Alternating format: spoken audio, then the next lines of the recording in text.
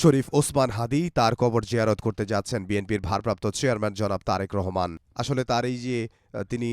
London থেকে ফিরেছেন গত পরশু এবং ফেরার পরেই তিনি কিন্তু জাতীয়তাবাদী রাজনীতি যারা করতেন এবং যুগপৎ আন্দোলনে যারা ছিলেন এবং সামনে থেকে নেতৃত্ব দিয়েছেন তাদের মধ্যে অন্যতম শহীদ ওসমান হাদী, এবং শহীদ ওসমান হাদীর কবর জিয়ারত করার জন্য তিনি কিন্তু বের হয়েছেন। আমরা এই মুহূর্তে দেখতে পাচ্ছি যে অসংখ্য নেতা কর্মী এবং সাধারণ মানুষ এক নজর বিএনপির ভারপ্রাপ্ত চেয়ারম্যান জনাব তারেক রহমান তাকে দেখার জন্য উন্মুখ হয়ে দাঁড়িয়ে আছেন। তারা দলীয় পতাকা হাতে এবং বাংলাদেশের জাতীয় পতাকা হাতে তারা নেড়ে নেড়ে বিভিন্ন ফেস্টুন নিয়ে তারা সেখানে দাঁড়িয়েছেন, রাস্তার পাশে দাঁড়িয়েছেন এবং সেজন্য রাস্তায় কিছুটা ধীর গতিতে গাড়ি চলছে আমরা যেটি দেখতে পাচ্ছি। এবং এছাড়াও আমরা আরেক পাশে যেটি দেখতে পাচ্ছি যে বিএনপির সিনিয়র নেতা যারা রয়েছেন, বিএনপির যেই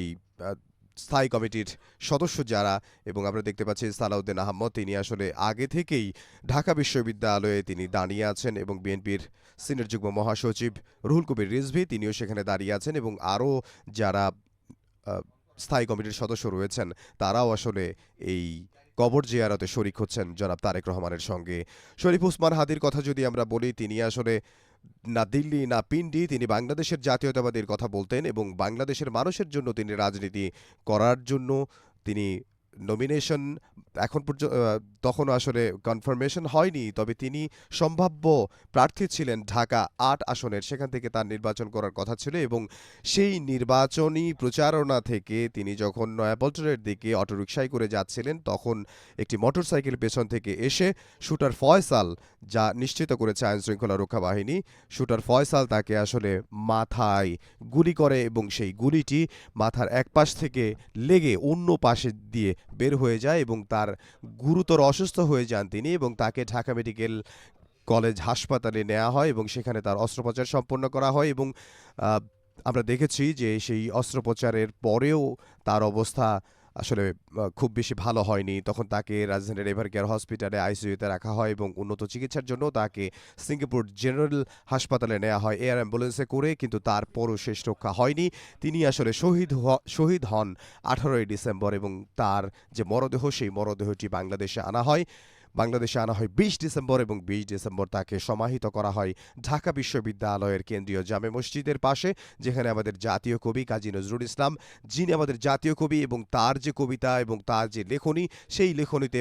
বাংলাদেশের যারা জনগণ রয়েছে, আপামর জনগণ রয়েছে, বিভিন্ন সংকটে বিভিন্ন সময়ে আমরা দেখেছি জাতীয় কবি কাজী নজরুল ইসলামের তার যে লেখা, তার যে কবিতা, সেগুলো উদ্বুদ্ধ করত বাংলাদেশের মানুষকে। আমরা দেখেছি মহান মুক্তিযুদ্ধেও তার যে গান, তার যে কবিতা, সেগুলো মহান মুক্তিযোদ্ধাদেরও উদ্বুদ্ধ করত। তেমনি তার এই লেখা, তার এই গান, তার এই কবিতা শহীদ ওসমান হাদী তাকে উদ্বুদ্ধ করত এবং তিনিও তাকে খুব ভালোবাসতেন এবং সেজন্যই তার যে সমাধি রয়েছে ঢাকা বিশ্ববিদ্যালয়ের কেন্দ্রীয় মসজিদের পাশে, সেখানেই শহীদ ওসমান হাদী তাকে সমাহিত করা হয় এবং সেই যে বীর, বাংলাদেশে খুব অল্প সময়ের জন্য তিনি রাজনীতি করতে পেরেছেন, কিন্তু তার প্রভাব আমরা দেখেছি, তার প্রভাব কিন্তু বাংলাদেশে খুব গুরুত্বপূর্ণ এবং খুব বিশাল আকারে তার প্রভাব আমরা দেখেছি এবং সেজন্যই আজকে বিএনপি একটি বৃহৎ রাজনৈতিক দল, সেই রাজনৈতিক দলের যিনি নেতা, যারা জাতীয়তাবাদী রাজনীতি করেন, সেই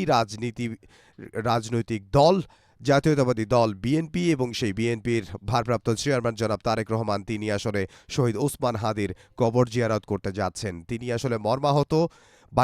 সারা বাংলাদেশের মানুষই আসলে মর্মাহত, যারা বাংলাদেশকে ভালোবাসেন, যারা বাংলাদেশি জাতীয়তাবাদীতে বিশ্বাস করে, তারা সবাই আসলে মর্মাহত এবং সেজন্যই বিএনপির ভারপ্রাপ্ত চেয়ারম্যান জনাব তারেক রহমান তিনি